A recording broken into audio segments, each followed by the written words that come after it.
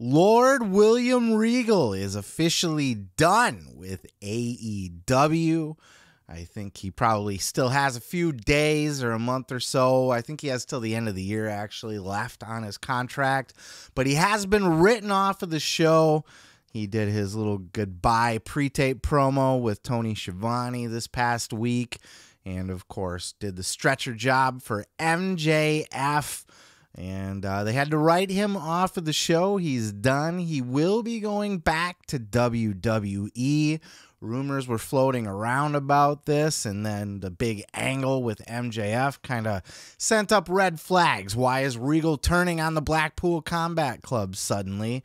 And then why is MJF laying him out and giving him the stretcher job and that sort of thing? So the rumors ran rampant, if you will, and a lot of people were speculating on stuff they might have been hearing in the locker rooms. But we finally got it from the horse himself, and no, not William Regal, but Tony Khan, as he addressed the William Regal situation at the Ring of Honor media call. Check out this clip.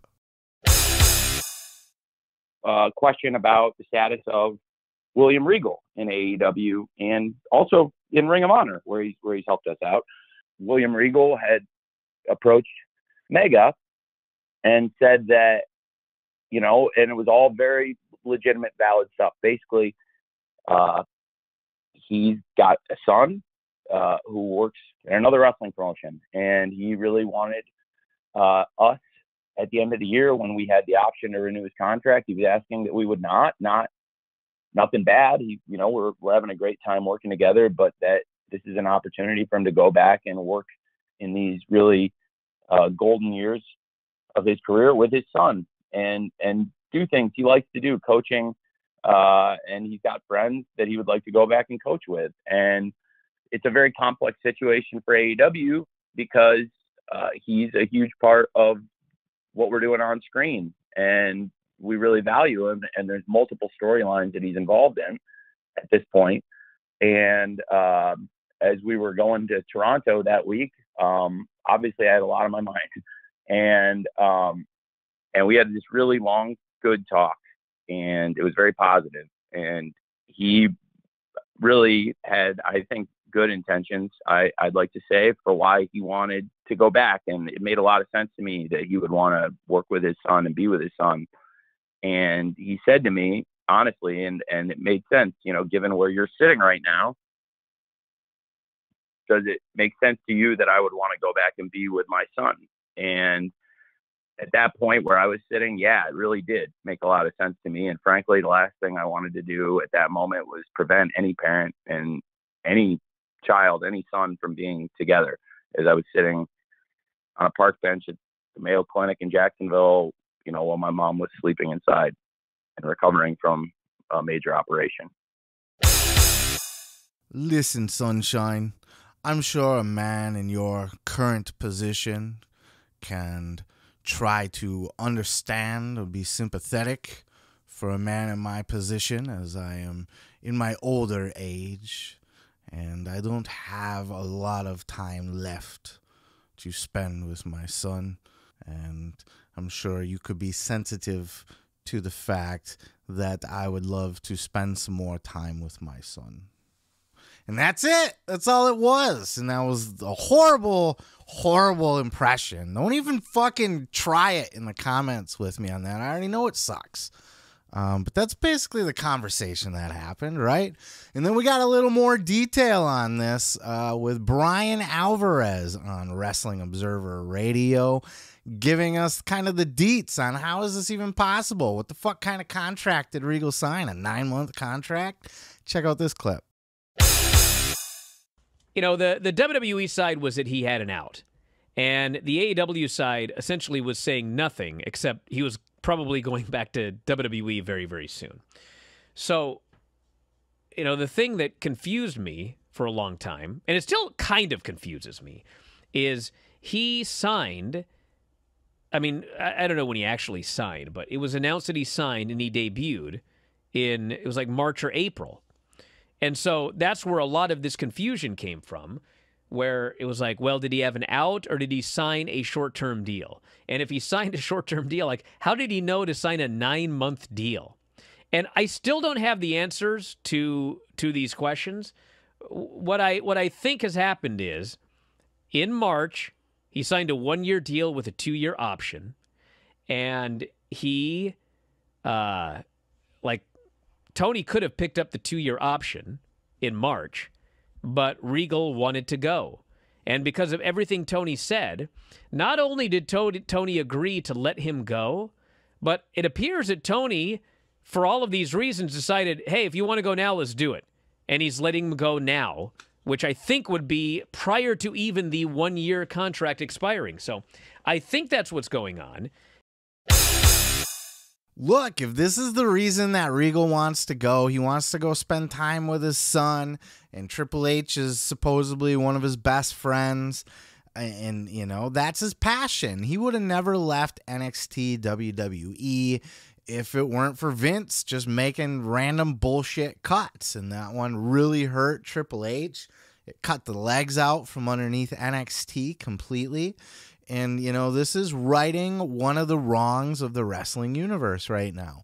William Regal needs to be in NXT, whether his son is there or not. That's just where he's the best fit in the professional wrestling business.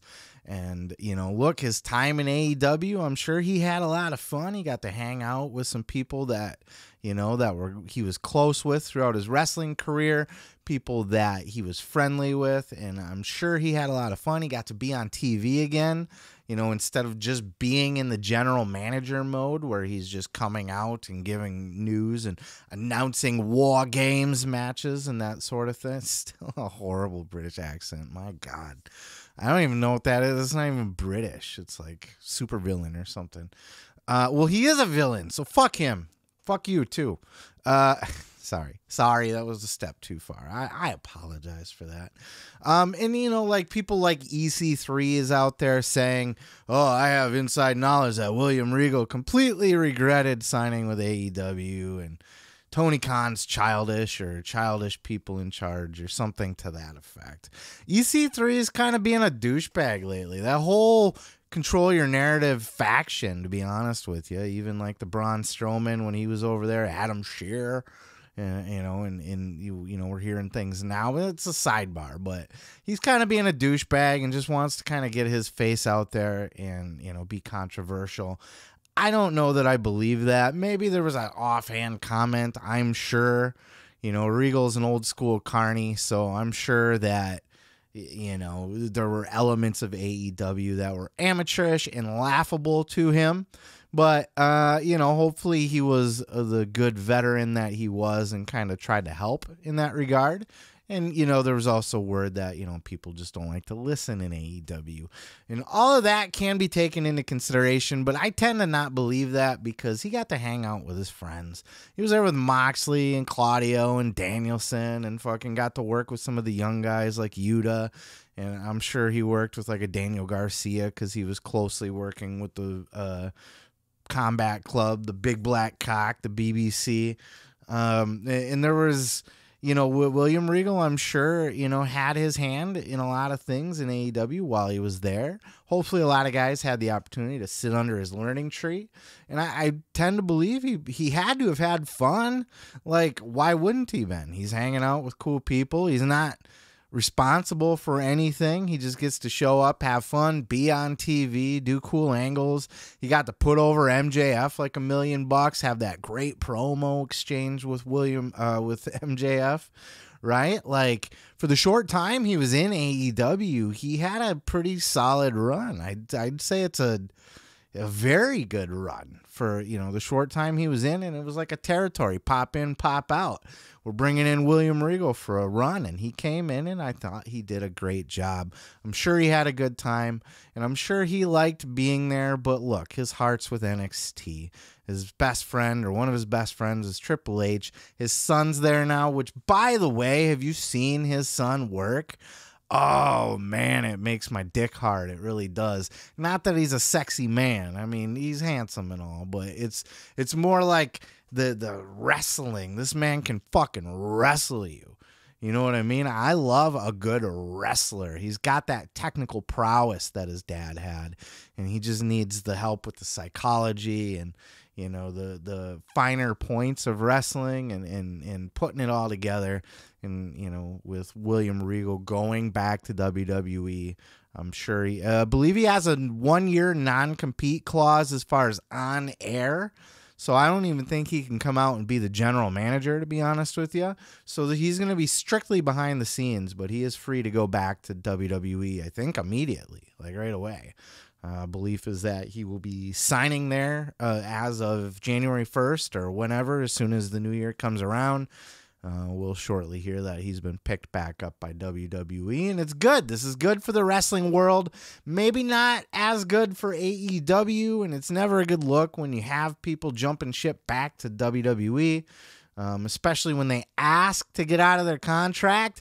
And again, William Regal's a bit of a carny, right? He's from that old, he's legit, like literally from the old school carny background. So if you don't think he was working Tony Khan a little bit, dear Sunshine, I'm sure you could understand my position. You know what I mean? Like, he's working him a little bit. He just wants to go back and be with his bro. But it's, I mean, he wasn't lying, but I'm sure he, you know, Tony's a bit of a softy and a nice guy, and I'm sure Regal kind of played right into that and was given his release. And not everybody that asks for their release gets it. All is right with the wrestling world, in my opinion. But what is your opinion? Leave it down in the comments below. And on to the next.